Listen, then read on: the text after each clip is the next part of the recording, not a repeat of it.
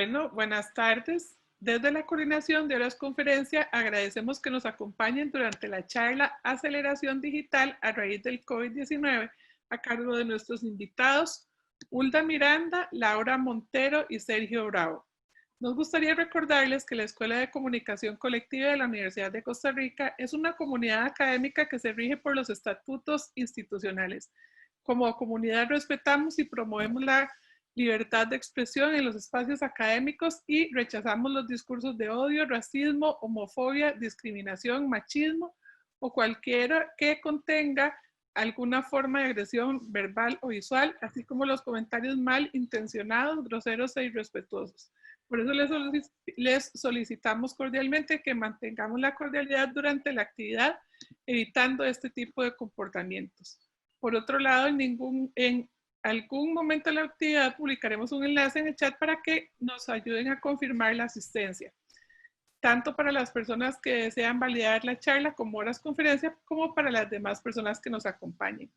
Antes de iniciar, les pedimos que por favor mantengan sus micrófonos y cámaras apagados hasta la sección de preguntas. En caso de que tengan alguna consulta durante el desarrollo de la charla, pueden publicarla en el chat y con mucho gusto se las formularemos al invitado o a la invitada al final de la actividad. Les cedo la palabra a la periodista Hulda Miranda, coordinadora de Interferencia, plataforma de investigación e interpretación periodística de radioemisoras de la Universidad de Costa Rica. Hulda es licenciada en Ciencias de la Comunicación Colectiva con énfasis en periodismo de la Universidad de Costa Rica. También trabajó como editora de investigación en el semanario Universidad. Fue editora y reportera en el diario La Nación. Muchas gracias, Hulda. Muchísimas gracias a usted, profesora, por la invitación y por la presentación. Un gusto muy grande participar en este encuentro. Bueno, además de mi persona esta tarde en este conversatorio, vamos a estar acompañados por Laura Montero. Ella es publicista, es doctora en comunicación con énfasis en nuevas tecnologías en la Universidad Nacional de Córdoba. Es directora creativa y estratega en Mashma, también docente e investigadora de la Escuela de Ciencias de la Comunicación Colectiva y del Centro de Investigación en Comunicación, SICOM, de la Universidad de Costa Rica. Además de Laura, nos acompaña Sergio Rodolfo Bravo, psicólogo, psicoanalista, director de arte publicitario y experto en neurociencias y psicología política, con 30 años de profesión conjunta. Ha trabajado en una amplia gama de proyectos, tanto en psicología, marketing, publicidad, discurso estratégico, neuromarketing y campañas políticas. Él es docente en varias universidades del país y a ambos agradecerles muchísimo por acompañarnos y por supuesto también a la profesora María Chen por la organización de este evento. Yo les voy a estar sirviendo como moderadora y también dándoles algunas de mis impresiones sobre el tema que nos ocupa hoy, que es el manejo de la comunicación durante la pandemia, durante la emergencia sanitaria por la pandemia de COVID-19. Como les decíamos, vamos a abordar este tema desde 3 aristas: la publicidad, el aceleramiento digital y el periodismo. La dinámica inicial consistirá en una exposición de 10 minutos de cada una de las personas exponentes y a partir de ahí pues esperamos generar conversación con sus consultas, abrir el espacio para escuchar también sus dudas y comentarios sobre este tema. Entonces, bueno, voy a de inmediato a darle el espacio a Laura Montero para que ella nos haga su exposición sobre aceleramiento digital en el tiempo del COVID-19. Muchas gracias, Laura. El espacio es todo suyo. Bueno, muchas gracias. Buenas tardes a los colegas y profesores y estudiantes que están en esta sala y gracias a la profesora por motivarme a participar en este tema pues tan ahorita en tendencia y de genera tanto interés, ¿no? Por el impacto que está causando el aislamiento social, ¿no? En el consumo de los productos, en el mercadeo, ¿verdad? En cómo se están promocionando las empresas, etcétera, ¿no? Yo tengo una presentación, entonces voy a guiarme con ella para presentar pues el tema, ¿no? Y poder abrir la discusión en relación a esto, ¿no? Voy a compartirlo.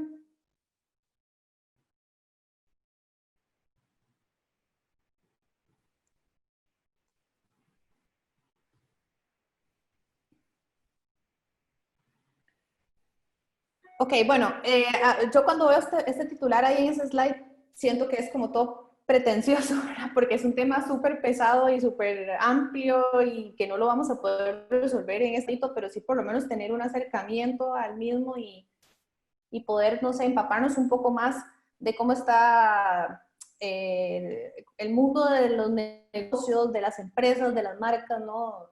En el campo digital a raíz del COVID. Bueno, como todos creo que sabemos en distintos niveles y desde el campo empresarial, digamos, desde los negocios, desde las compañías, las empresas han tenido que reformular sus estrategias, ¿no? Ya venías desde hace 2, 3 años todo el tema de transformación digital, ¿verdad? O sea, y no verlo como un tema específico de las redes sociales, sino ya desde el ADN del negocio, desde el corazón del negocio, que tuviera toda una arista digital, ¿verdad? Pero esto obviamente aceleró este tema. En abril yo di un webinar de marketing digital en tiempos de COVID, así justo cuando teníamos un mes y medio de estar en esta situación, y hice un análisis de las noticias y en relación a los temas que se están tocando en el mercado digital, y por ejemplo en diciembre, en el Financiero y la República y todos estos medios se hablaba de comercio electrónico y como, ¿verdad? Poco, pero no había ningún, o sea, ese tema no está cubierto por los medios, digamos, y parecía ser que no era de gran interés, ¿verdad? A nivel desde el lado del enfoque empresarial en los medios de escritos, ¿verdad? O los medios de comunicación. Y después, meses después, ya en abril y marzo, pues obviamente ha sido súper cubierto, súper discutido y analizado, ¿no? En ese sentido. Lo digital predomina desde hace mucho tiempo, pero las instituciones y las empresas, los profesionales, les ha costado muchísimo darse cuenta de eso, ¿verdad? Tal vez por la formación que tienen. Nosotros como comunicadores, pues estamos más empapados de estos temas y usamos más la tecnología, ¿verdad? Pero no todas las profesiones se adaptan tan rápido o los emprendimientos, ¿verdad? Pueden adaptarse a un 100% digital, y también los dueños de empresas también en muchos casos no lo ven como de interés, ¿no? Entonces es como un gran elefante que viene aquí lento, ¿verdad? Y que ahora ha topado con cerca y se ha visto ante una situación pues bastante compleja. Entonces, dicho esto, lo que yo he venido trabajando desde ese momento de abril es como este argumento, esta premisa de quien genere valor será recordado. ¿Qué significa esto? Que en este momento vamos a tener dos dimensiones, digamos, a raíz de este fenómeno. La primera va a ser los negocios y las compañías y los negocios, las organizaciones, los profesionales que se puedan adaptar rápidamente a esta transformación digital, y los que no lo van a poder hacer por un montón de variables, desde cómo venden sus productos o de cómo es el producto, ¿verdad? Sin embargo, cualquiera de estas dos dimensiones a la hora de comunicarse en digital, estos actores pueden generar una comunicación que realmente impacte y que genere recordación y que sea empática, ¿no? Y que más allá de que sea, que esté relacionado específicamente con vender, tenga el objetivo de generar valor, ¿no? Y este es el momento en que tenemos que generar información empático, que genere recordación, que sea emocional, ¿verdad? Y que se adapte a ese contexto emocional que están viviendo los consumidores y nuestras audiencias. Entonces, sobre esto, ¿verdad? Sobre esta premisa, nos damos cuenta que estamos ante un new normal o un nuevo normalidad, ¿verdad? Una nueva forma de hacer publicidad, ¿verdad? Una nueva forma de inversión publicitaria, ¿no? Ahora ya han salido los primeros reportes que indican cuáles categorías de negocio están invirtiendo en más o menos en los medios, ¿verdad? Y una oportunidad, ¿no? De cómo asumir, ¿no? Esta nueva forma de hacer publicidad post-COVID, ¿verdad? Lo que sí es claro, ¿verdad? Y evidente para la mayoría que estamos, digamos, en el mundo, digamos, en el mercado, digamos, en el mundo empresarial, es que sí, realmente esta es una oportunidad para pensar fuera de la marca, fuera de la caja, perdón. O sea, es una oportunidad para transformarse, para reinventarse, ¿verdad? Es una oportunidad para darnos cuenta qué es lo que quiere la gente, estudiar el mercado, ofrecer nuevas cosas, ¿verdad? Y darse cuenta que cada acción que yo haga pueda, en este momento, mucho más delicado y hay que ir como hacer mucho más estratégico, ir paso por paso, porque cualquier acción que yo haga puede afectar muchísimo a mi marca de manera positiva o negativa por lo que estaba comentando anteriormente, ¿verdad? Entonces, en este momento, una de las primeras recomendaciones podría ser, ¿no? De que se está, o tendencias más bien que estamos viendo a raíz de la aceleración de todo el tema de los negocios en digital por el COVID, es el tema de construir una marca personal. O sea, ya hace tiempo nos encontramos en la era de las personas, ¿no? Que las personas pues les interesa. Uy, perdón, es que cada vez que entra alguien como que suena y no sé si se puede quitar ese ruidito. Ok, ahora me fijo. Entonces, perdón, como decía, entonces hace tiempo ya las personas quieren comprarle, o no quieren comprarle, sino que genera mucho más credibilidad el mensaje por parte de otras personas o confían mucho más en lo que dicen otros seres humanos que las marcas como tal. Entonces, en este momento es una gran oportunidad en que una persona, ¿verdad?, que tenga habilidades específicas, cierta experiencia en ciertos campos, una personalidad pues bastante relación, o sea, que se adapte, digamos, a los nuevos lenguajes en digital, de crear marca. O sea, puede crear una marca personal honesta, que sea relevante y que logre generar sintonía con la audiencia, ¿no? Pero a su vez, los profesionales que ya trabajan con su marca personal, es súper importante que construyan una marca personal honesta.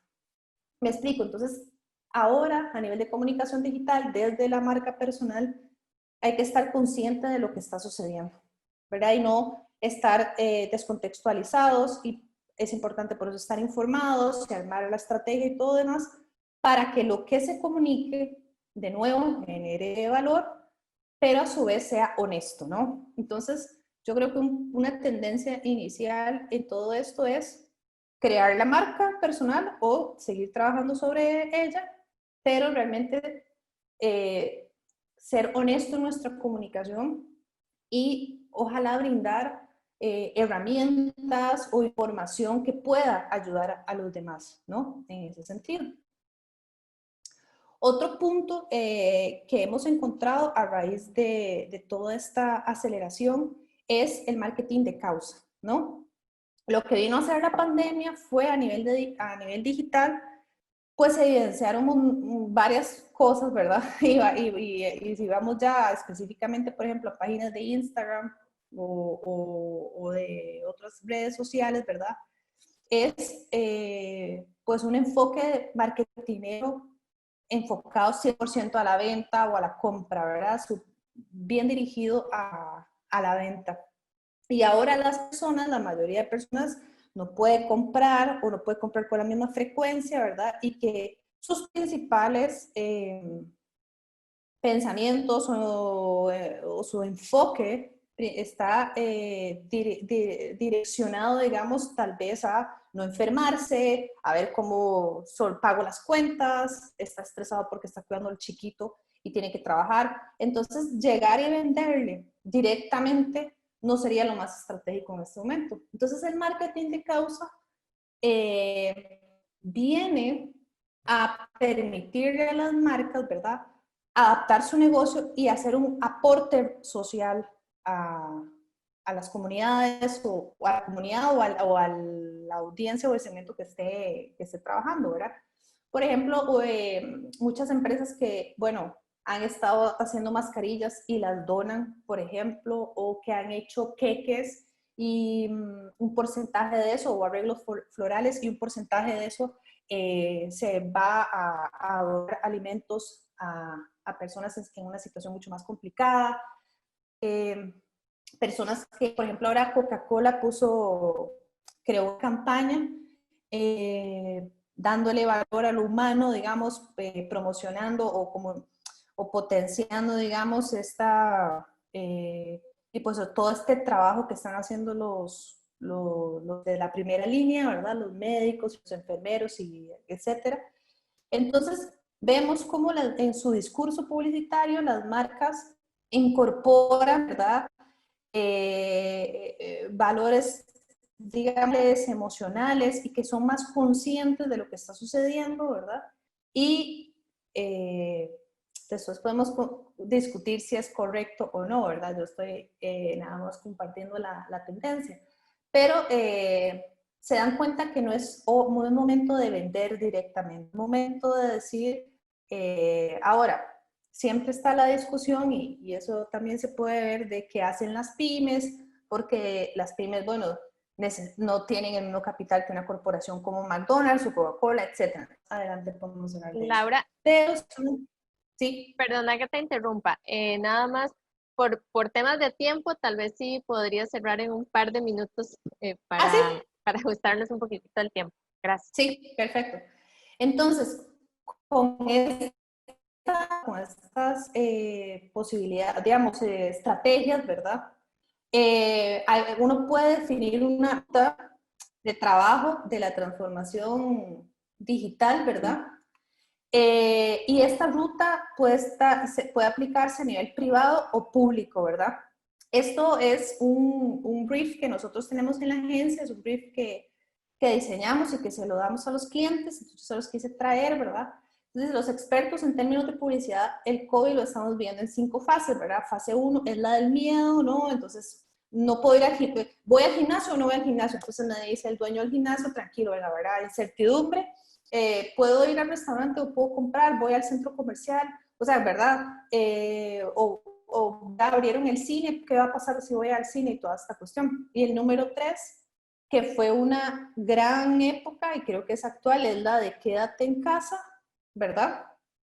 Y estamos viendo a ver cómo las marcas o los negocios se adaptan a esta nueva normalidad. Ya muchas marcas se han adaptado a este nuevo estilo de comunicación con mascarillas, como lo que decía con el caso Coca-Cola, y hay muchos casos más. Y la fase 6 sería un estilo de vida post-COVID 2019, perdón, desde un enfoque de marca, ¿no? O sea, cómo las marcas van a vender sus productos en digital ya estando en una fase 5, en ese sentido. Aquí yo les había traído cómo los gobiernos pueden ayudar a la digitalización de las pymes, porque es muy sencillo hablar a veces de Coca-Cola o de McDonald's o de Toyota o todas estas marcas, pero las pymes son las que la tienen más difícil, ¿verdad? Por un tema de capital y también de recursos, ¿no? Recursos, conocimiento, técnicos, etc. Entonces, esto es del BIT, es muy interesante. Ellos tienen una ruta de trabajo para las pymes, ¿verdad? Y a su vez, para ir terminando, este ejemplo que quería mostrarles sobre el Ministerio de Economía de Chile, ellos tienen una forma que se llama Digitaliza tu Pyme, que está incluida, ¿verdad? Ellos después la pueden buscar y todo. Entonces, ¿verdad? Cómo esta aceleración, si bien tiene estas tendencias, tiene esta estructura, digamos, cronograma, ¿verdad? A mí, digamos, principal, me interesa, digamos, conocer o aprender o entender, o, ¿verdad? O discutir sobre más bien cómo vamos a poder apoyar a las pymes para que logren esa digitalización, basándonos en modelos, por ejemplo, como este, o en ejemplos como el de Chile. ¿Okay? Eso sería así para hacerlo súper flash. Súper resumido.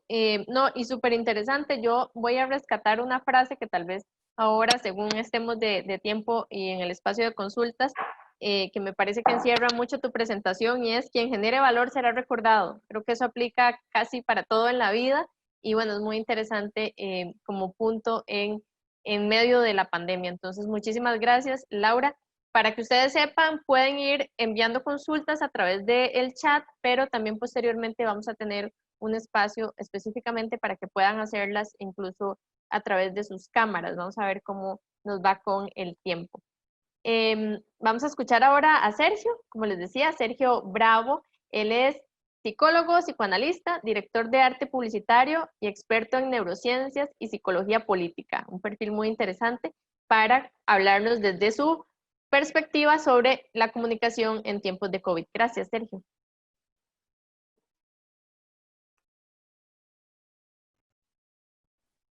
Creo que el micrófono está apagado. ¿Ahora sí? Ahora sí.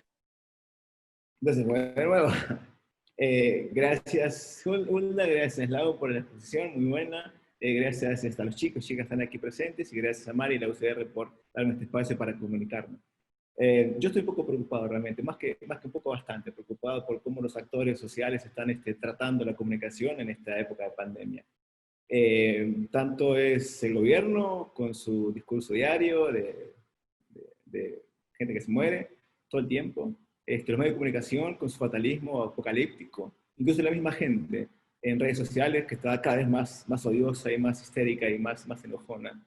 Pero eso es por culpa de que somos como somos en realidad. Miren que cuando decía que Bill Gates decía que había un problema, que tenía razón, que no va a ser una pandemia desde el concepto bélico, ¿verdad? Esto no es una guerra bélica, va a ser una guerra biológica, decía él. Y yo me atrevo a decir un poquito más adelante. Y lo que estamos viendo hoy es una guerra psicológica. Realmente la comunicación hoy por hoy, está en el punto más bajo de su historia en cuanto a valor y a contenido. Más que nada tomando en cuenta que somos seres lábiles, los seres humanos son bastante flojitos y fáciles de poder manipular. De hecho, la masa es muy simple de manipular, como neuropsicólogo lo digo. Les cuento más o menos hace unos 100.000 años, el hombre de Neandertal, cuando salía de la cueva con su palito con punta para matar un bicho y comerlo, se encontraba ante una incertidumbre total de un escenario que no conocía para nada, y lo que le quedaba a él es entender que ese escenario era amenazante. Por eso nuestro cerebro, para poder tomar decisiones, primero se siente amenazado antes que nada. Y luego, las emociones y la razón, que pesa lo último, toma la decisión. Pero lo primero que tenemos nosotros en principio, cuando tenemos un estímulo externo del cual no conocemos nada, la incertidumbre nos abraza. Del cual no conocemos nada, como por ejemplo la pandemia, o la supuesta pandemia, o como digan que se llame.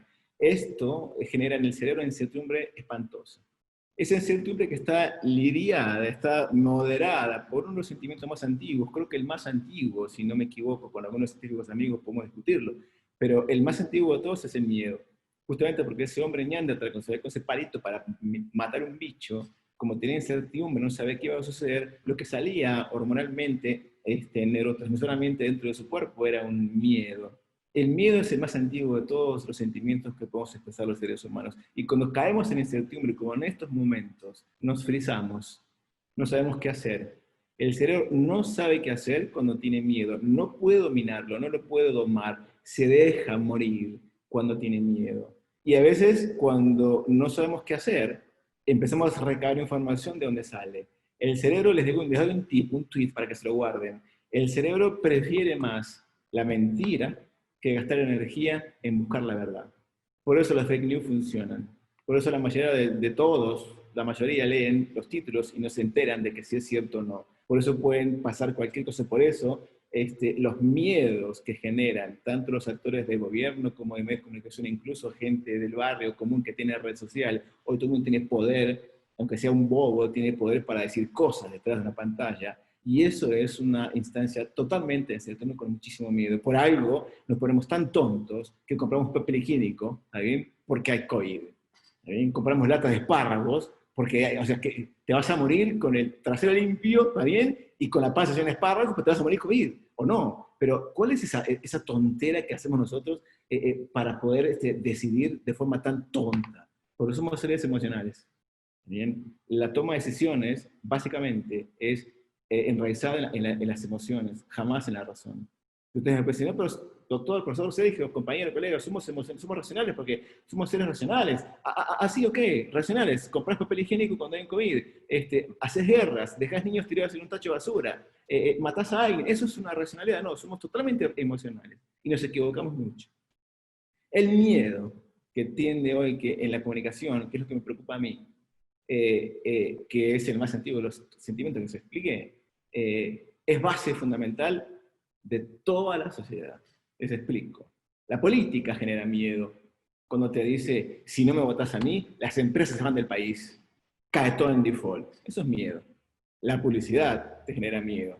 Ustedes, chicas, son todas jóvenes, y bueno, te estoy viendo aquí las fotos, están todas hermosas y lindas, pero dentro de 30 años, la ley de gravedad las va a ayudar a darse cuenta que todo se cae. Y ellos van a dar cuenta que están arrugadas. Y ahí va a estar la publicidad. Les va a decir, chicas, si ustedes no me compran esta crema, van a quedar viejas, solas, arrugadas y llenas de gatos en su casa. Eso es miedo. Perdón con lo que voy a decir, la religión también genera miedo para poder darle atención. Por tu culpa, por tu gran culpa, dame el diezmo, vas a ir al infierno. Eso es temor. La publicidad, la política, la religión, los medios de comunicación utilizan el temor para poder dominar. Y hoy por hoy es lo que estamos sucediendo hoy, estamos viendo hoy la dominación. Y yo, por ejemplo, vean, yo tengo muchos amigos periodistas, muchos amigos de medios de comunicación, incluso en política, en todo el mundo tengo mucha gente conocida, y me enojo un montón cuando dicen, por ejemplo, el concepto discursivo, por ejemplo. El otro día vi un post de un programa de televisión que sale en Facebook, dice, 8 de cada 10 personas son inmunes al COVID y pueden matarte. Puta. O sea, pucha, Diego, perdón, ¿no podría tomarse de otra manera la cosa? ¿No podrías decir 8 de cada 10 personas nunca van a morirse por el COVID? Y de esas 2 personas, el 0.35% puede llegar a tener algo grave. ¿Por qué generar apocalipsis? ¿Por qué? Porque el miedo vende. ¿Saben por qué? Porque el miedo es un negocio. Entonces, mi problema, mi miedo, mi temor no es la pandemia. La pandemia va a pasar. Estamos llenos de bacterias y virus encima nosotros, te digo como médico. Estamos hasta la coronilla de virus y de bacterias. Si ustedes hacen un zoom microscópico en el ojo, tienen 400.000 bichitos caminando por el ojo. Y no va a pasar nada. Nos vamos a acostumbrar a este virus. Vamos a salir adelante. El problema es esta generación de grieta que está generando esta mala comunicación. Todos contra todos no es la respuesta. Cuando me dicen esos posts, esos memes, los posts emocionales y positivos, gracias a la pandemia vamos a ser mejores personas, mentira. Tuvimos 2 guerras mundiales, la fiebre del heno, la fiebre negra, la fiebre roja, la peste bubónica, y seguimos igual de bobos, como siempre. Yo no creo que seamos mejores personas, yo creo que vamos a tener un problema grave más adelante. Primero, porque estamos sacando lo peor de nosotros. Estamos siendo xenofóbicos, egoístas. Pero lamentablemente el cerebro reptil que se maneja el toma de decisiones es así, es egoísta, vela por uno mismo. Bien, entonces, lo que yo les pido siempre, yo tengo un montón de clientes, hace un par de semanas tuve una reunión con unos 20 clientes y me decían, Sergio, ¿qué hacemos? Por favor, con las empresas, cada pedazo. Y les dije, bueno, no es momento de cambiar mucho, ¿está bien? Y como decía Laura, hay que dar valor de verdad. No puedes dar un 3% de descuento, esa es una bobada. Jugátela con un 50% de descuento, realmente quieres hacer algo verdadero para la gente. Pero lo que yo les doy como consejo, les digo a ustedes hoy, ya terminando, les digo, miren chicos, chicas, a ustedes les digo, tengan muchísimo cuidado con lo que ponen en su cabeza. Porque el cerebro, cuanto más cosas ven de eso, más van a querer de eso. Cuanto más porquería ven, más porquería van a querer.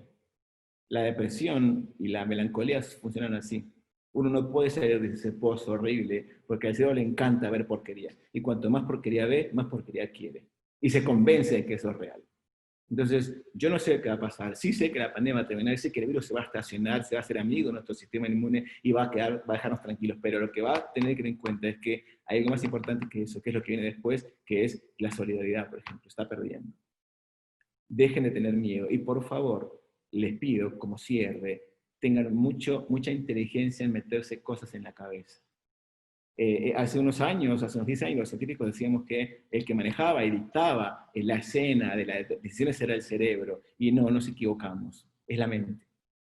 Cuando ustedes se ponen a pensar y seguramente están dando clases y dicen, o de un examen, dicen, pucha, me va a ir mal, me va a ir mal, me va a ir mal, me va a ir mal. ¿Y cómo les va? Mal. ¿Por qué? Porque programan con la mente su cerebro. Entonces, mucho cuidado con lo que se dicen, porque el cerebro actúa en consecuencia de lo que la mente dice. Mucho cuidado con los medios de comunicación, que son la mente externa de nosotros, que nos dicen qué hacer. El gobierno nos dice qué hacer, nosotros actuamos en consecuencia. Y como el miedo es un negocio, tienen que tener mucho cuidado con lo que tengan. Cada vez que ustedes encuentran información, por favor, busquen data, busquen base, busquen fundamento, porque hay mucha gente hablando bobadas dentro de Internet, porque saben que el miedo es un negocio. Esto es todo lo que tenía que decir.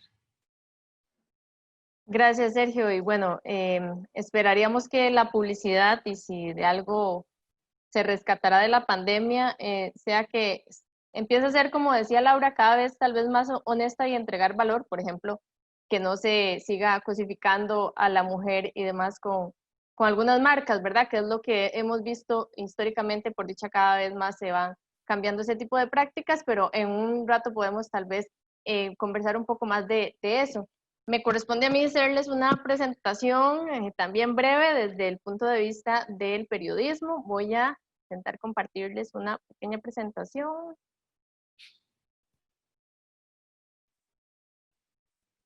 Espero que la vean. ¿Se ve? Ok. Bueno, mi área de trabajo es el periodismo, y yo quería que conversáramos en dos vías, y un poco es cómo estamos recibiendo la información los medios de comunicación, y por otro lado, cómo la procesamos y la difundimos. Y estos, bueno, son solo algunos de los muchos medios cada vez más de comunicación que tenemos en el país. Sobre cómo la hemos recibido, yo desde que inició la pandemia en marzo puedo, digamos, más o menos dibujar unas etapas. La primera etapa es cuando la conferencia de prensa conocida por todos, que se hace a mediodía en Casa Presidencial, fue de manera presencial. Esa primera etapa, bueno, duró poco, porque empezó, conforme aumentaban los casos, pues empezaron las medidas, y se abrió una nueva modalidad que era a través de chat, y las personas que estaban en la conferencia de prensa a cargo, pues leían las preguntas. Esto generó muchísima controversia porque en primer lugar las preguntas se enviaban de manera previa a la conferencia de prensa, entonces a veces había preguntas que obviamente estaban relacionadas con lo que se había dicho en la conferencia y no había oportunidad como de preguntar. Además, hubo colegas que decían que se les estaba haciendo una interpretación que no era la que ellos habían intentado exponer. Hubo otra etapa de consultas a través de video, y bueno, esta tuvo además con fallas técnicas y demás que nos ocurre a todos cuando estamos en esta modalidad virtual, y la que estamos viendo ahora, que es de manera presencial, con algunas limitaciones en la cantidad de preguntas y con colegas sí de manera remota, por ejemplo, en el caso de los medios regionales. Yo rescato algunas cosas. Me parece que hay que mencionar como positivo que haya este espacio diario para consultas. Estamos muy conscientes de que en medio de la atención de una pandemia hay muchísimo trabajo, y que se tome este tiempo todos los días para no solo dar un reporte diario de cómo avanza la pandemia, sino además responder dudas, me parece que es de rescatar por parte del trabajo que ha venido haciendo el gobierno. Además de que en esa conferencia de prensa se tiene usualmente acceso a las principales autoridades. No es una conferencia de prensa, digamos, donde esté solamente un vocero siempre, sino que ahí vemos al ministro de Salud, al presidente ejecutivo de la Caja, al mismo presidente de la República, como ocurrió hoy, que estuvo ahí presente. Se han ido subsanando algunos errores. Por ejemplo, bueno, inicialmente, no sé si me salgo de acá. Vamos a ver. Bueno, no puedo. Pero bueno, hubo algunas fallas, si me permiten un momentito, porque hice una lista que prefiero leerles.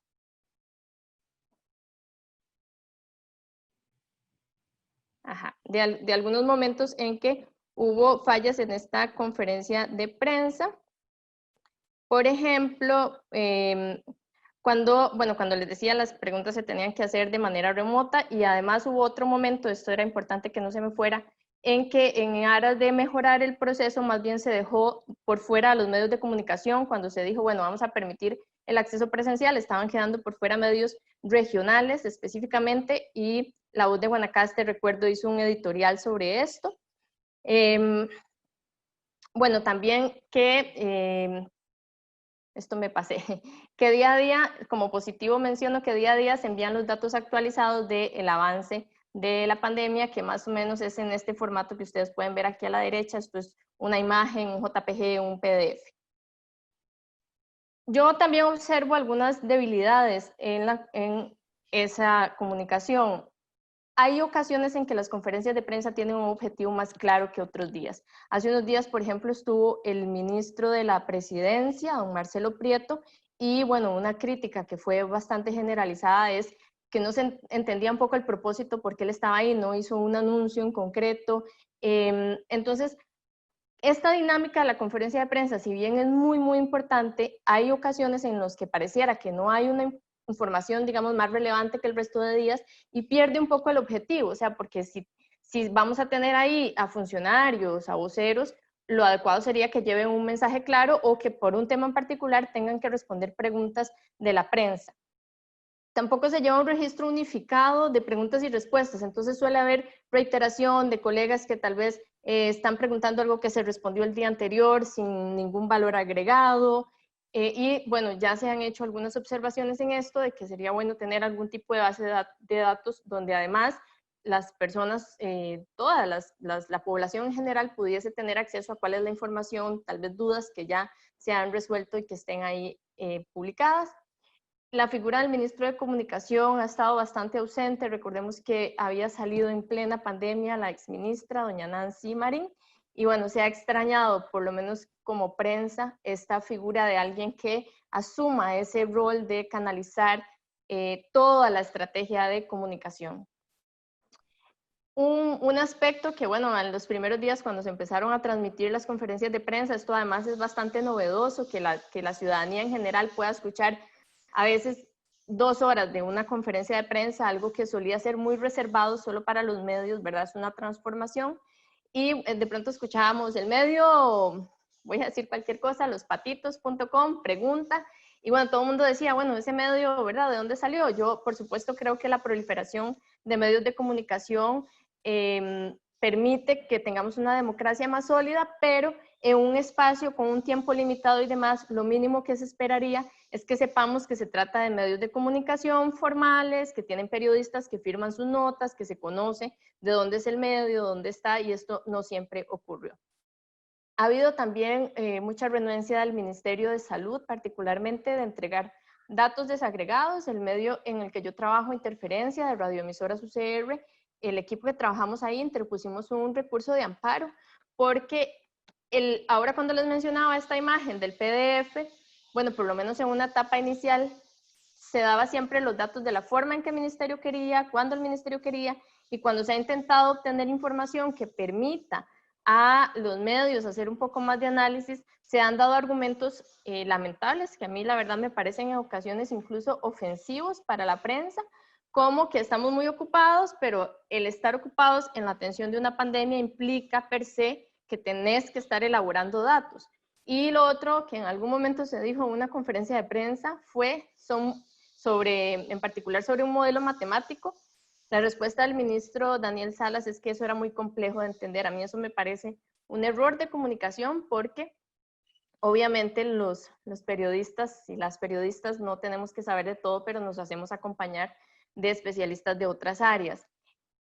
También ha habido momentos que me parecen de muchísima confusión, como cuando se dan las medidas, y no sé si les ha pasado, en Twitter son muy graciosos los memes después de que se dan las nuevas medidas de restricción y todo el mundo dice, bueno, no entendí nada. Es este tipo de momentos que me parecen claves, que debería ser para que cualquier persona de cualquier nivel socioeconómico y educativo pueda tenerlas a la mano, suelen ser momentos muy confusos y no se ha buscado, digamos, una forma creativa, una forma distinta de plasmar esa información. Ahora, pues esto es un poco también la parte del mea culpa que hago, por lo menos desde mi parte, ¿verdad? Pero como percibo que hemos actuado los medios, y por supuesto esto es un resumen. En un primer momento, la llegada de la pandemia, siento que nos generó muchas dudas sobre, bueno, hasta dónde podemos llegar. Se hablaba mucho, ¿verdad? De incluso los riesgos que había de salir a la calle y demás, que siguen estando ahí, pero digamos que cada vez sabemos un poco más cuáles son las medidas de seguridad que podemos tomar. Ese primer momento yo siento que nos dejó a todos un poco descolocados en general al país y a la prensa también, y entonces me parece que fue un momento en que había mucha reiteración de información oficial, o sea, el gobierno dice tal cosa y ya, no íbamos más allá. Pero llega un segundo momento en que superado un poco superado un poquito ese primer shock, empezamos a cambiar y a plantear más agenda propia, a cubrir problemas sociales que siempre han estado ahí, pero que empezaron a ser mucho más evidentes ahora a raíz de la llegada de la pandemia de COVID-19. Por ejemplo, tema de violaciones de derechos laborales a personas migrantes, el problema de las cuarterías, sobre todo en el gran área metropolitana. Hay cada vez más, así lo percibo yo, una prensa crítica hacia el gobierno, hacia las decisiones que no tienen justificación conocida, como ha sido las alertas. Ese ha sido un tema de las últimas conferencias. Bueno, ¿cuáles son los elementos que ustedes han tomado en cuenta para decidir que este lugar está en alerta amarilla y este en alerta anaranjada?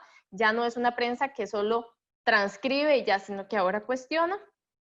Y no puedo dejar de mencionar que hay medios pues, que han tenido enfoques negativos, enfoques que promueven la xenofobia o la oporofobia. También me parece que en muchas ocasiones nos ha faltado responder los por qué, sobre, por ejemplo, estas problemáticas sociales que les decía. No es solo decir, bueno, es que hay focos de contagio en poblaciones migrantes, no, ¿qué es lo que está pasando? ¿Por qué hay focos de contagio? ¿Por qué en grupos de trabajadores es mayor la propagación? Bueno, hay un montón de porqués que son para mí la noticia. Y bueno, esto en las conferencias de prensa, las preguntas, comentarios de cuando se llega a preguntar nada en concreto, sino más bien a comentar, yo en lo personal creo que ese no es el espacio, es un espacio muy limitado de tiempo que debería aprovecharse en preguntas concretas. Así, súper rápido, este es el resumen de lo que yo veo desde el trabajo, como les decía, de la prensa.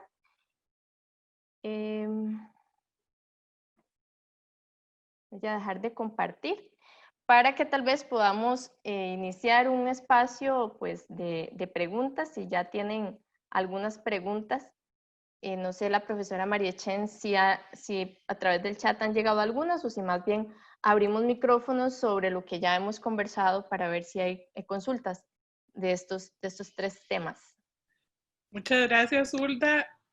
Hay una pregunta, no, no está relacionada con el tema de la charla, pero podemos comenzar como prefieran hacer las consultas, ya sea vía chat o si quieren levantar la mano si gustan y les vamos dando la palabra en orden. Aprovechemos que está con nosotros aquí todavía Laura porque se tiene que retirar en unos minutos, entonces si alguien tiene alguna pregunta para Laura, este sería un buen momento para hacerla.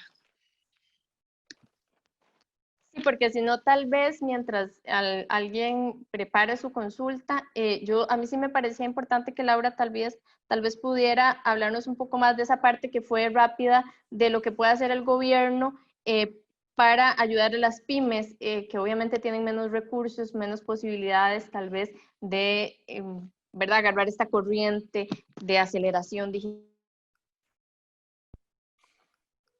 Sí, de hecho, bueno, gracias. Voy a tomar solo unos minutos para mostrar un ejemplo, ¿verdad? Es una plataforma, por ejemplo, que usted puede ingresar su pyme. De hecho, yo traté de ingresar o sea, mis datos para ver, pero necesitas la cédula, digamos, jurídica, como se está acá de allá, ¿verdad? Chilena. Entonces, bueno, está súper bien eso, porque si no cualquier persona lo puede tomar, ¿verdad?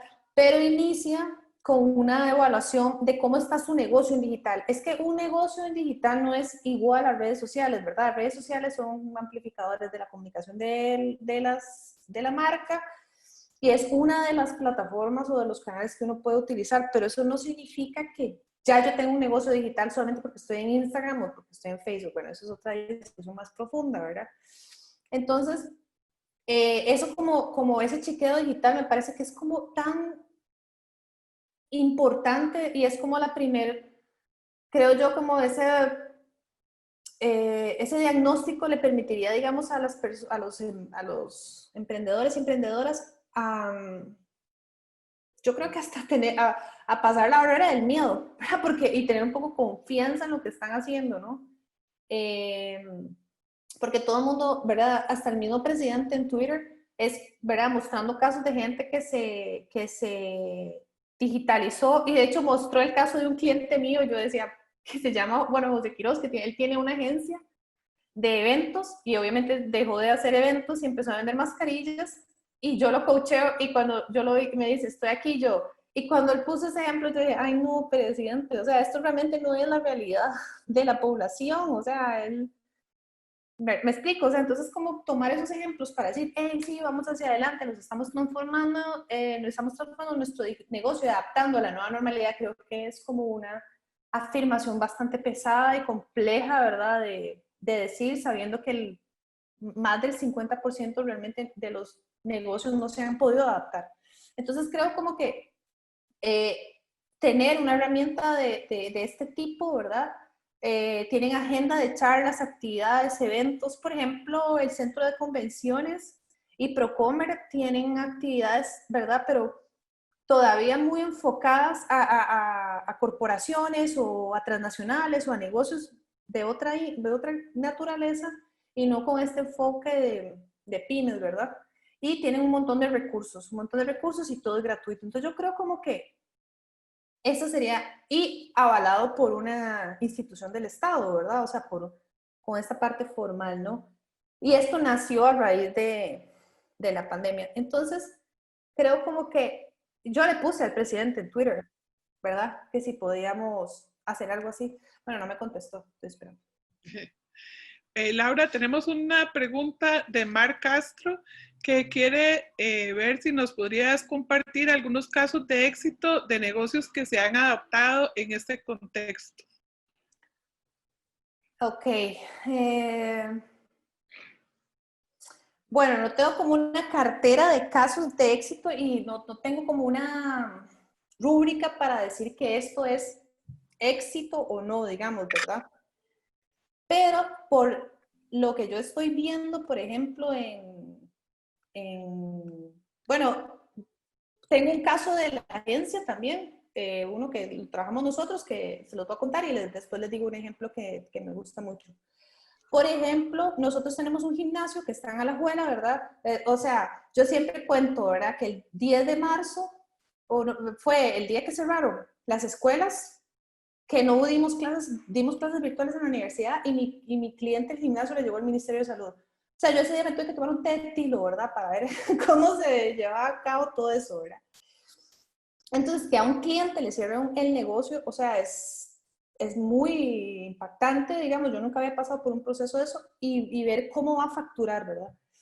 Entonces, ahí nos dimos cuenta, por ejemplo, que en la categoría de wellness y bienestar, en Costa Rica estamos súper atrasados. En Estados Unidos hay canales de YouTube súper robustos que que tienen contenido y audiencias grandes, tienen aplicaciones para el celular, tienen memberships, suscripciones mensuales, o sea, toda una estructura que nosotros realmente no hemos aprovechado acá.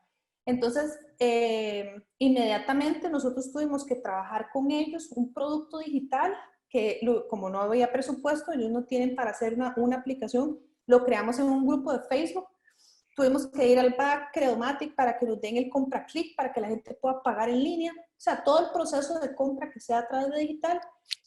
Grabar todos los entrenamientos para subirlos y empezamos a vender suscripciones o membresías para el club que ellos tienen.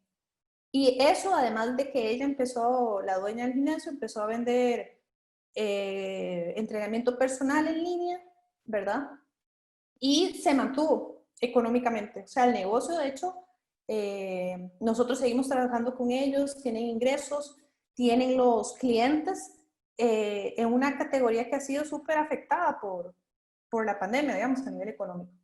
Entonces creo, y ellos ya siguen trabajando este músculo, ahora tienen una aplicación, compraron la licencia de una aplicación gringa estadounidense para poder ofrecer a través de la aplicación a sus miembros ejercicios, rutinas, etcétera, toda esa cuestión, ¿verdad?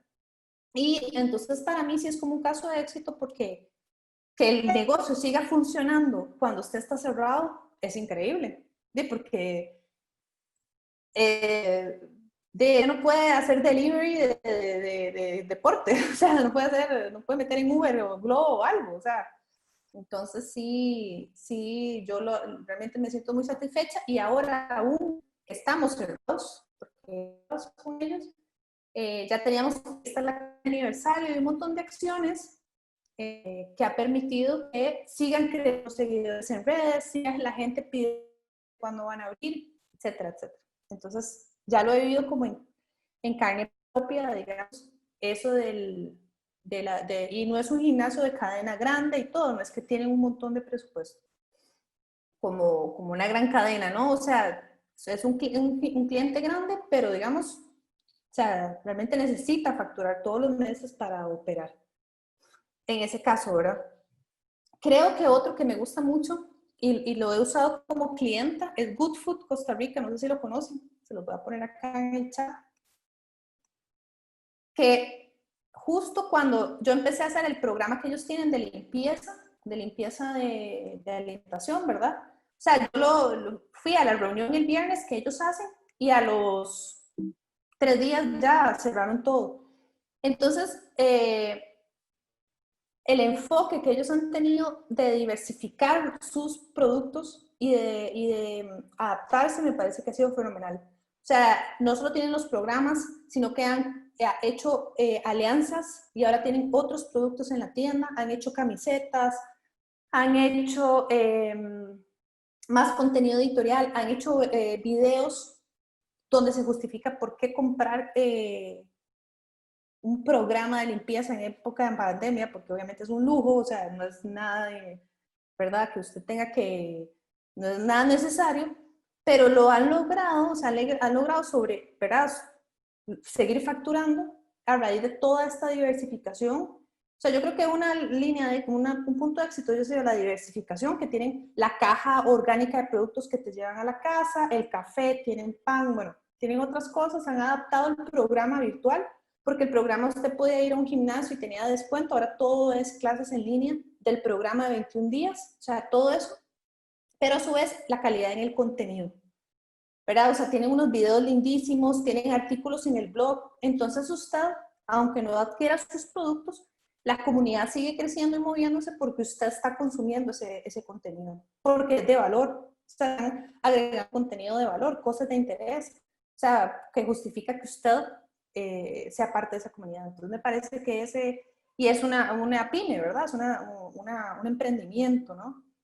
Y es nacional, entonces me parece que ese es un caso que podrían revisar, digamos, como su página web, para que vean lo que les estoy hablando, y las redes sociales a nivel de contenido. Bueno, muchísimas gracias, Laura.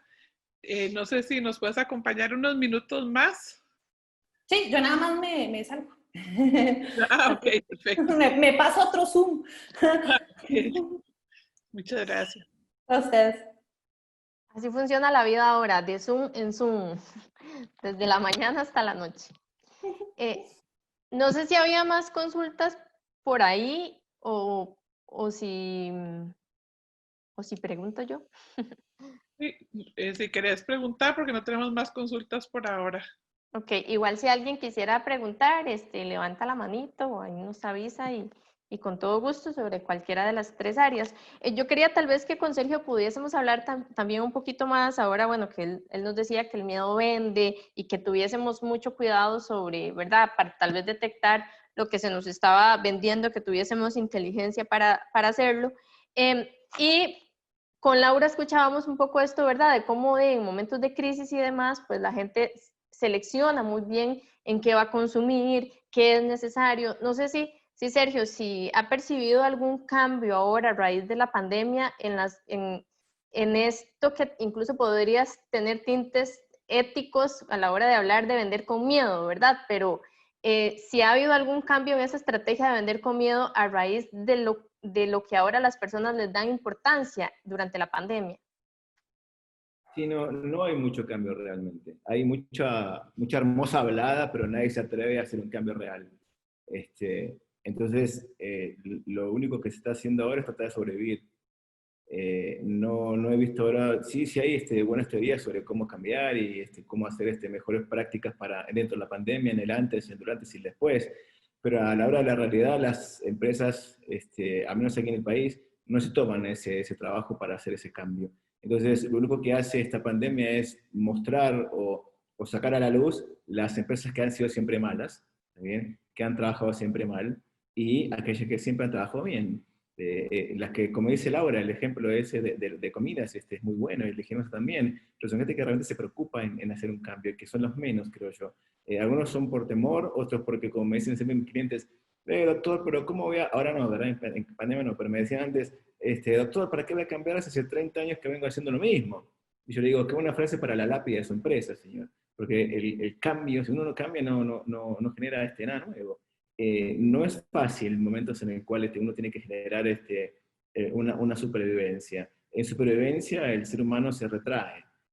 Muy pocas marcas tienen históricamente un cambio en crisis. La única que se me ocurre ahora que yo conozco fue Coca-Cola. Cuando en la Segunda Guerra Mundial todo el mundo estaba contraído para disponer sus dineros para hacer balas y tanques, Coca-Cola se encargó de llevar una Coca-Cola para cada soldado en Europa. Entonces, por algo Coca es Coca y Pepsi es Pepsi. Yo no veo mucha diferencia ahora de cómo han tomado todo por las astas. Yo te contaba que había un par de semanas unos clientes que hicieron una conferencia conmigo para preguntarme qué hacer. Yo les digo, como decía Laura, muy bien, hay que ser honestos en lo que se dice, hay que realmente sentir que el otro está sufriendo porque no hay dinero, no hay plata, realmente. Yo les decía, bueno, si ustedes quieren hacer realmente algo, tienen que tomar conciencia y ofertar realmente una diferencia, no ese 3% de descuento con, ¿qué es ese 3%? Jugátela. Hay varios que se la han jugado. Y así todo, aún al público le cuesta responder.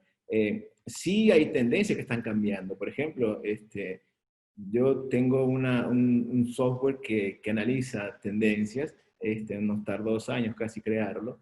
Es la parte, digamos, es como la parte buena ay, se me fue el nombre, el inglés, el que hizo el Brexit, una analítica que genera tendencia. Yo estudio todas las respuestas, todos los conceptos, todos los comentarios de todas las redes sociales y saco recurrencias y consecuencias de esas recurrencias para ver qué sale y qué viene a pensarse más allá. Lo que sí la gente va a tener ahora es que se atrevió mucho, no le quedaba otra, a comprar online. Y esa tendencia va a seguir más allá del COVID. Lo bueno que tuvo, por ejemplo, esta tragedia mundial es que aceleró el concepto digital, ¿bien? Las universidades, por ejemplo, yo doy clases en universidades y algunas no lo lograron, siguen sin lograrlo y otras sí. Entonces, esa es una complicación también que dijo, pucha, de hecho, ni siquiera los profesores han adaptado aún a este costumbre. Y te cuento ahora como neuropsicólogo, no es fácil dar clases sentados y tener una cabeza tipo Futurama que da órdenes y muestra un slide. No es fácil dar clases así. Por eso, por ejemplo, una de las cosas que yo estoy haciendo con mi empresa, y aparte estoy dando la opción para que lo utilice en una universidad que está dando clases, es estilo stand-up. Y está funcionando súper bien.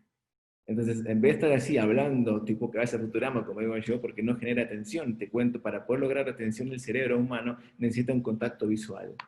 Y un profesor tiene 60 alumnos con iniciales, LG, PR, JM, MH, PPP, y eso no genera un engagement conmigo. Yo, como profesor, me cuesta muchísimo lograr una empatía con una pantalla, ya cuesta mucho, y además que no tenga ni siquiera las caras porque la mayoría no pone la cámara. Entonces genera un distanciamiento emocional muy largo y muy grande, y eso genera bastante conflicto. De hecho, hay muchos alumnos que, además de preguntarme a mí, profe, que siguen en la clase, me dicen, profe, me siento mal, me duele la cabeza, tengo doble visión, tengo ataque de pánico, cosas que generan justamente ese distanciamiento social.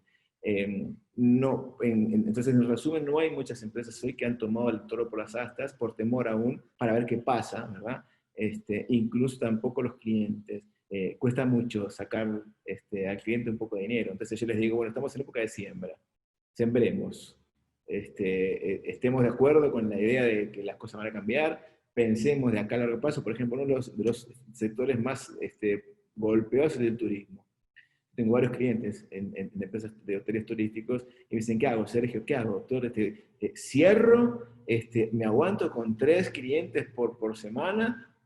O espero un golpe a fin de año para diciembre, o empiezo a pensar para el 2021. Hace todo eso. Porque están complicadas las situaciones. Yo me imagino que como médico me doy cuenta que la cosa puede bajar un poquito ya en octubre, ya la curva de acostumbramiento del virus en el sistema inmune nuestro se va a acostumbrar un poquito más y digamos la letalidad va a seguir bajando, entonces se va a acostumbrar el cuerpo a nosotros, va a ser un agente externo que se va a meter dentro, entonces se va a ocupar de no matarnos tanto. Y creo que en octubre ya empezará a bajar la cosa. Quizás en noviembre, si ya llegó en diciembre, haya una apertura. Bueno, pensá estratégicamente qué hacer para el fin de año, porque la gente va a dispararse, la gente está desesperada por salir. Es como que van a sacar un montón de patos locos para el mar, porque cuando se acabe este confinamiento, la gente va a ser desesperada para todos lados. Ojalá que sea así. Y eso es lo que está esperando la gente, esa reactivación económica, hablando desde el punto de vista político. Como me decía un amigo, un chiste que vio él, que le decía, doctor, dice, ¿qué hacemos con esta pandemia? ¿Qué hay que hacer cuando terminas? Yo no sé, yo no soy político, ¿verdad? No es cuestión de salud. De ahora la cosa es política. Entonces, depende de una razón política, no una razón de salud. Entonces, para redondearte un poquito, veo que hay intenciones de cambio, veo que existen algunas empresas que son muy pocas, que intentan hacer algo, pero en general no han entendido todavía, al menos en la región, que las cosas cambiaron para siempre. Ok, muchas gracias. Yo no sé si ahora todavía no hay consultas, profe. Todavía no tenemos consultas por acá, pero si alguien quiere hacer alguna otra. Como profesor siempre uno sabe, cuando dice, ¿alguna pregunta? Nada, ni con un paro cardíaco los hace despertar, pero bueno, entonces estamos acostumbrados a que preguntas cero, por temor a que digan algo. Entonces, bueno, yo tengo nada más un comentario que me hizo llegar también un estudiante que dice que le ha parecido súper interesante los temas que estamos mencionando y que más bien le ha hecho pensar mucho más en la situación a fondo, que no había pensado en muchas de las cosas que se están planteando y me parece muy bien. Y yo quería también hacer un pequeño comentario para Ulda, porque creo que en este momento hemos visto, y me gustaría que comentaran entre ustedes dos, tanto Ulda como Sergio, que la prensa ha sido como una de las grandes perdedoras en esta pandemia. ¿En qué sentido? En que no ha tenido voz. O sea, por eso es que teníamos esa inquietud de hacer una conferencia en donde se le pudiera dar voz a alguien de prensa, ¿verdad? Porque ha habido una cantidad de críticas y no ha habido como tanta posibilidad de respuesta. Entonces quiero tal vez si Hulda nos puede ayudar un poquito y Sergio sobre ese tema, ¿qué piensan? Y, Iba a decir algo más, profe, que creo, no. no, que entró otra pregunta, pero empecemos con esta y ahorita les paso la pregunta. Sí, yo no sé si la prensa ha sido grandes perdedores. Yo insisto en que en momentos de crisis, tener un gobierno que da un espacio diario para una conferencia de prensa, a mí me parece que a eso no se le puede restar mérito, que puede ser mejor y que hay muchas cosas que de camino se pueden mejorar. Y yo les daba un ejemplo concreto, que es por ejemplo, una de las críticas que en mi caso he expresado y que incluso he usado los mecanismos legales que tengo para reclamarlo, como es acceder a una base de datos de los perfiles de pacientes con COVID-19 y con esto no queremos sus identidades. Lo que nosotros pretendíamos y sobre todo en los primeros meses de la pandemia era poder hacer un perfil de, bueno, cuáles son los factores de riesgo más presentes, cuáles son el tiempo de hospitalización. Ahora, en esta etapa en la que el virus tiene el rastro perdido y hay muchísimos más casos, probablemente tener acceso a una base como esa sea muy difícil y el amparo no se ha resuelto, pero aún con esas deficiencias yo no percibo, o sea, lo que pasa es que siempre uno tiende a compararse pues con el entorno y uno dice, bueno, en los países de América Latina a veces para colegas es muy difícil hacer periodismo. Para mí tener al ministro de Salud todos los días en una conferencia de prensa es muy valioso. Que, insisto, hay muchos procesos que se pueden mejorar, creo que la forma en la que brindan los datos se pueden mejorar, se han ido haciendo ajustes, ahora ya se entregan unos datos más desglosados ahí en un sitio web, pero no sé si con esto tal vez se refería usted a algo más puntual, profe, con el tema de los perdedores, porque por lo menos no lo percibo así, pero no sé si se refiere a algo en particular. Yo creo que tal vez la palabra fue muy fuerte, no es tan fuerte. O sea, lo que quiero decir con eso es más bien, a nivel de opinión pública se ha hecho ha habido mucha reacción con la forma en que la prensa ha abordado los temas relacionados con el COVID, ¿verdad? Y obviamente puede responder a toda la situación caótica que está pasando, etcétera, pero por eso me refería a que es importante tener también algunos espacios de respuesta, porque no ha existido como espacios que realmente la prensa pueda explicar este tipo de cosas, ¿verdad? Y como dar una posición desde el otro lado desde el otro lado de la información, que incluso el hecho que ya habías mencionado de como la falta de una figura que lidere la comunicación del gobierno, ha generado un poco también de este sentimiento de molestia, tal vez, dentro de la población en general. Sí, algo que yo rescato mucho, la verdad, es que creo que nunca como antes, y esto no es solo de la pandemia, es un fenómeno que viene también con internet, las redes sociales, nunca como antes creo se ha fiscalizado tantísimo la labor de la prensa, y yo al menos como periodista me alegra y lo disfruto mucho, o sea, e incluso disfruto mucho cuando me critican a mí, porque efectivamente, pues antes era una comunicación muy unilateral, ¿verdad? Un día la prensa decía ya, pero no teníamos ese feedback de, bueno, cómo lo percibe la gente. Ahora cuando uno ve en las conferencias de prensa que todo, o sea, en redes sociales lo cuestionan, es, ¿qué pregunta más larga? ¿Cómo se enredó este periodista? Eso no lo podía saber por otro lado. Y me parece un ejercicio democrático súper rico en realidad. Obviamente, digamos, también creo que nos sirve de aprendizaje, decir, bueno, la ciudadanía está súper consciente de cuál es nuestro trabajo y de que de alguna forma nosotros tenemos un acceso que ellos no están teniendo, que es ir ahí a hablar con el presidente, hablar con el ministro, y eso nos da una responsabilidad muy grande. Entonces yo creo que eso es muy valioso y que, bueno, como les decía anteriormente, hay medios que yo no puedo dejar digamos, de comentar que hay medios que yo creo que han sido irresponsables en algunos momentos al poner unos énfasis, por ejemplo, en temas de migrantes y demás, sin darlos por qué, que es lo que yo decía, ¿verdad? O sea, ¿por qué es que está ocurriendo eso en esa población? No culpabilizar, sino más bien entender las causas de esto, entender las fallas que como sistema tenemos, los problemas estructurales y también preguntarle a quienes les corresponden cuáles son las soluciones ante eso. O sea, con señalar, mira, tantos son extranjeros y no decir nada más, eso no, me parece que no aporta al debate, todo lo contrario, deconstruye en lugar de construir. Muchísimas gracias. Y antes de pasarle la palabra a Sergio, están haciendo otras preguntas en el chat que creo que hay dos preguntas que se relacionan con este tema y luego pasamos a Sergio con otras preguntas que hicieron. Así que creo que vamos a hacer un enlace ahí. Ok, la pregunta, ¿para qué quería una base de datos de las y los pacientes cuando el Ministerio de Salud estaba sintetizando y generando perfiles de riesgos, antecedentes familiares y condiciones epidemiológicas? ¿Y cuál es la relación de la prensa con la elaboración de perfiles de salud? Si estos ya se comunicaban a la población por personas profesionales capacitadas para hacerlo. Esas son las dos preguntas para el tema de prensa. Ajá. Cuando nosotros pedimos estos datos, el Ministerio de Salud no estaba entregando varios de los datos que da ahora. Y lo que nosotros pretendíamos, e insisto, pedimos una base de datos anonimizada, no pretendíamos conocer nombres de personas, y era hacer un trabajo que ya se venía haciendo en otros países, como México, por ejemplo. Nosotros trabajamos usualmente muy de la mano con, digamos, hacemos trabajo interdisciplinario con profesionales de otras áreas, Y lo que pretendíamos en ese momento en que se podía tener, digamos, o sea, ahora son muchísimos números y probablemente hacer esto sea, ni siquiera salud lo está logrando hacer por la cantidad de casos, era hacer estos perfiles de, bueno, ¿qué factores de riesgo tiene una persona que pasa más días en hospitalización? Ese dato no se estaba dando.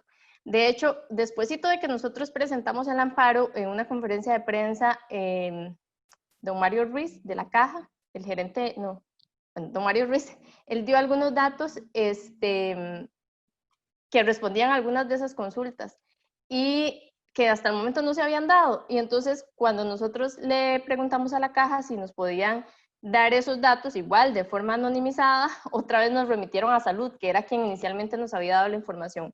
Entonces, ese sí ha sido un punto negro porque cuando Salud nos contestó la solicitud diciendo que estaban muy ocupados para elaborar la base de datos, resulta que en realidad los datos sí existían.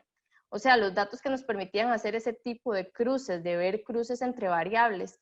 E insisto, digamos, nosotros no sé, el comentario dice algo así como que si ya lo estaban haciendo profesionales de la salud. Hay muchos trabajos que hacen profesionales de diversas áreas y es la labor de la prensa igual en muchas ocasiones preguntar al respecto.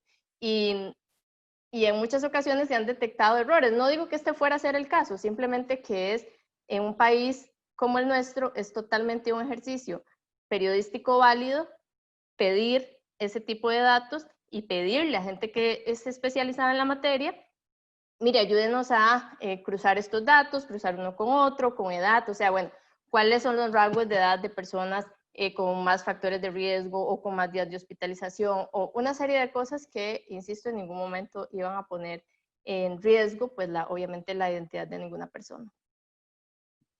Muchísimas gracias.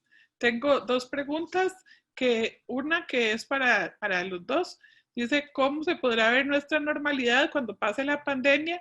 ¿Qué cambiará permanentemente? Y otra dirigida a Sergio que dice, ¿cómo podemos comunicar la gravedad de esta situación sin caer en el miedo? Si les parece, le damos la palabra primero a Sergio y luego nos ayuda Hulda. Gracias. Bueno, hay algo que bien dijo Hulda, que en esa vorágine de información y comunicación que tiene el gobierno, que lo hace honestamente para mí mal, porque algo que no tienen, y es, creo yo, no tienen un profesional en capacitación o en comunicación de riesgo. El problema que tiene este día a día, que a usted le gusta mucho porque está muy bien, porque es un ministro que te dice todos los días, pero para mí, yo lo veo desde otro lado. Yo lo veo de la estrategia política, lo veo de la estrategia de comunicación y de liderazgo y comunicación, y yo te diría, por ejemplo, nunca digas que vas a perder 100 pesos por mes, ¿verdad? Sino 11 por día, porque duele menos. ¿Está bien? Entonces, nunca digas que hay un problema sin un tema a resolver. Entonces, que a mí me pongas todos los días una conferencia de prensa, me está dando a mí entender, desde el punto de vista estratégico, propaganda, ¿está bien? No publicidad, propaganda, es que estás queriendo minimizar los tiempos. Y está bien, pero eso lo termina cansando a la gente. Yo estoy viendo ahora, más que un ministro de salud, estoy viendo un comunicador de conferencias todos los días. Y eso cansa mucho. Incluso se nota la cara cansada de ese muchacho. Está harto de dar conferencias todos los días. No es su trabajo dar conferencias todos los días. Y el problema es que la da mal. Algo que se llama comunicación de riesgo. Y entonces me dicen ahí, respondo no sé cómo se llama el chico que hizo esta pregunta, ¿cómo hacemos para no meter miedo? Bueno, tratamos de ser honestos en la pregunta, hay que ser críticos. La comunicación de riesgo es justamente entender, como dice Laura, con un montón de profesionales ajenos a la comunicación, por así decirlo, con médicos, con sociólogos, con virólogos, que tengan legitimación, que tengan voz de legitimización para poder calmar a la gente. Lo que está faltando en el gobierno es generar certidumbre.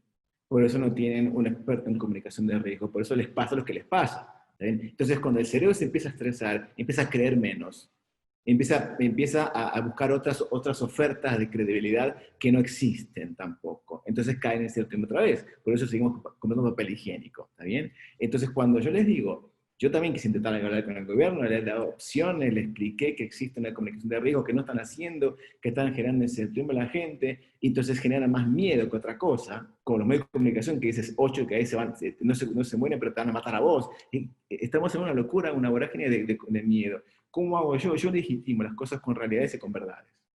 No puedo estresarme si lo que veo está legitimado con una verdad. Ahora, una cosa es la verdad y otra cosa es lo verdadero. Que vos creas que para vos es verdadero, que la Tierra es plana, no significa que sea verdad. Y eso es lo que tiene el problema de mucha gente también. Entonces, si tenés que responder más sencillito, ¿cómo haríamos para poder comunicar sin miedo? Bueno, comunico con la verdad.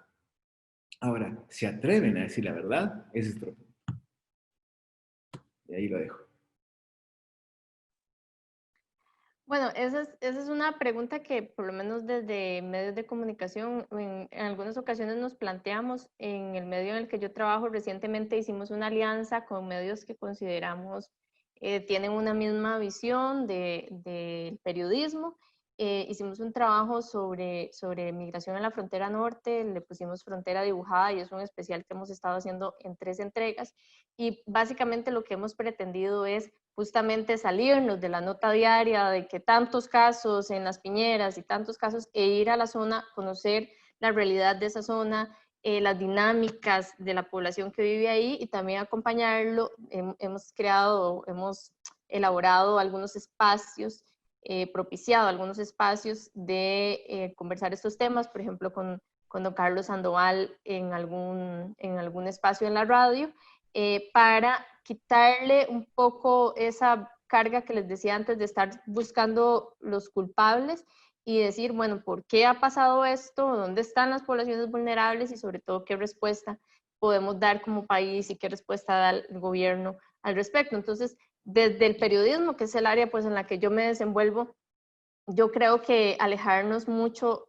si tenemos tiempo, o sea, hay medios pues que cubren la nota diaria y eso está bien, es parte del trabajo, pero siempre considero que hay que sacar un espacio para el periodismo más reposado, que va al lugar, que conoce a la gente, que busca causas y consecuencias y los porqués, como les decía anteriormente.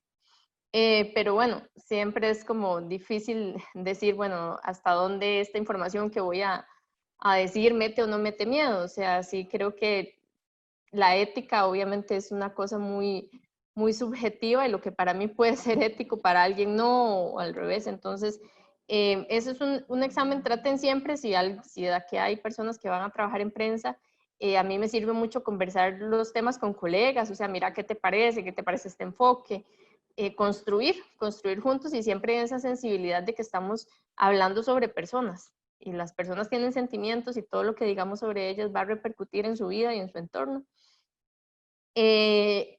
Y había una pregunta sobre la nueva normalidad y lo que cambiara permanentemente. ¿Así era, profe? ¿O yo entendí mal? Sí, sí, así es, así es. Sí, es así, es como qué va a cambiar y qué se va a quedar. Bueno, sí, qué cambiará permanentemente, exacto. Bueno, qué difícil sacar la bolita de cristal. Creo que no me atrevo a decir exactamente qué va a cambiar, pero por lo menos desde mi área creo que obviamente hay cosas, digamos, muy prácticas que creo que han cambiado y probablemente se queden así. Todo el contacto que tenemos ahora en la virtualización. Yo he estado trabajando mucho de manera remota, excepto, digamos, cuando tengo que hacer una cobertura en particular, como esto, ir a la frontera, además, pero para entrevistas, incluso el programa de radio que hacemos a las 6 de la tarde lo estamos haciendo a través de Zoom. Y yo creo que gran parte de eso se va a quedar y me parece bueno que entendamos que de la vida ha cambiado, la tecnología ha cambiado, nuestras formas de trabajar y me hace mucha gracia porque con mis excompañeros de colegio tengo muchos años de no vernos y tuvo que llegar una pandemia para que dijéramos, vivimos lejos porque yo soy de la zona sur, entonces tuvo que llegar una pandemia para que digamos, reunámonos a través de Zoom. Ese tipo de cosas me imagino que van a quedar, pero sí, no sabría cómo adivinar, la verdad no. Yo espero que por lo menos vuelvan los abrazos, bueno, los cariños, porque como psicólogo y neuropsicólogo también les digo que no hay nada más tranquilizante y relajante que un abrazo. Ojalá que lo primero que vuelva, no me importa ni un normal, llamarlo como quieran, yo creo que lo primero que vuelva son los abrazos.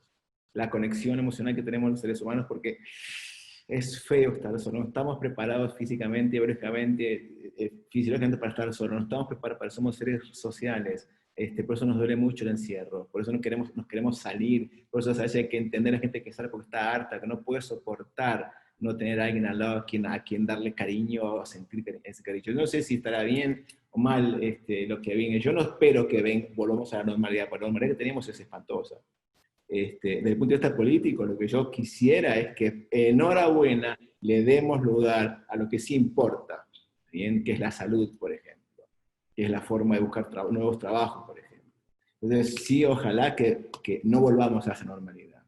Y si hay algo que yo quiero y espero y añoro que venga primero, más allá de que incluso se reactive la economía, es el contacto con la gente. Porque después de ahí, lo demás, todo se puede arreglar. Hay algo que yo no sé si irá a pasar, pero que espero, y es que ahora que esta pandemia nos ha obligado a hacer más fuerte el debate de la desigualdad social, podamos realmente tomar medidas al respecto. No es un debate nuevo, sin embargo, se hace más necesario en este momento y yo creo que como país esa es una deuda que tenemos, que es resolver el tema de la desigualdad social. Realmente en este país hay gente pasándola muy, muy mal y gente pasándola muy, muy, muy bien, y eso hay que nivelarlo. Les cuento una cosa, Mari sabe, yo soy fundador de un kinder de pedagogía Waldorf, ¿bien? Que es una pedagogía muy diferente, no es una pedagogía materialista, por así decirlo, no persigue que el niño y la niña sean buenos trabajadores, sino buenas personas, que es algo muy diferente, maneja las emociones. Y nosotros tenemos como base fundamental del kinder es que cada cosa que hacemos la construimos, cada cosa que comemos la sembramos. Entonces, todo el grupo, los 25 familias que tenemos como grupo en alguna comunidad, pues una comunidad, les cuento chicos, chicas, la pedagogía Waldorf no es como, por ejemplo, Montessori, que hay un dueño que cobra plata y se queda con la mitad y la otra mitad la reparte. No, en Waldorf toda la plata que entra es para el kinder, para comprar cosas, para comprar frutas, para comprar comida orgánica, para armar muebles, para pagar sueldos. No ganamos un centavo con eso. Lo único que queremos es mejorar la salud emocional del niño. Y estamos lográndolo. ¿Por qué? Nuestros papás, que no son papás, somos amigos, también pues una comunidad, nuestros niños no son niños, compañeros, no son amigos, todos tenemos un pedacito de tierra que cultivamos. Todos levantamos cada 15, 20 días nuestro tomatito, nuestro jengibre, nuestra papita, nuestro, ¿cómo es? Zanabrita. Estamos haciendo a los chicos a ser autosuficientes. Ojalá que la nueva normalidad, que a mí me molesta mucho esa nueva normalidad, que esta nueva forma de vivir nos devuelva las bases. ¿Bien? Que los chiquitos se den cuenta que la lechuga no sale del supermercado, sino sale de la tierra. Eso sería para mí una ganancia dentro de toda esta vorágine de locura que tenemos como pandemia. Primero, volver a los abrazos, y segundo, aprender a autoabastecernos. Totalmente de acuerdo, Sergio. ¿Cómo nos hace falta? Y por cierto, para todos los que están ahí, me hacen mucha falta también. Queremos vernos en los pasillos de la U, o sea, eso es muy, muy importante. Hay una pregunta que nos está haciendo Melanie Leal, que es nuestra nueva presidenta de la Asociación de Estudiantes, que es para Sergio, que dice, el que haya una conferencia de prensa todos los días no tiene más bien el efecto contrario al que usted menciona, el bajarle la ansiedad a la población y saber qué está pasando todos los días mediante la comunicación oportuna de la pandemia, ¿no es más bien una estrategia para reducir el miedo? Te cuento con un ejemplo. Yo siempre cuento, uno de mis trabajos es ser storyteller, entonces siempre cuento historias para dar ejemplos. Mi hermano, que lo quiero un montón, ¿verdad? Y siempre lo molesto porque él solo terminó siendo ingeniero, ¿verdad? Es un chiste.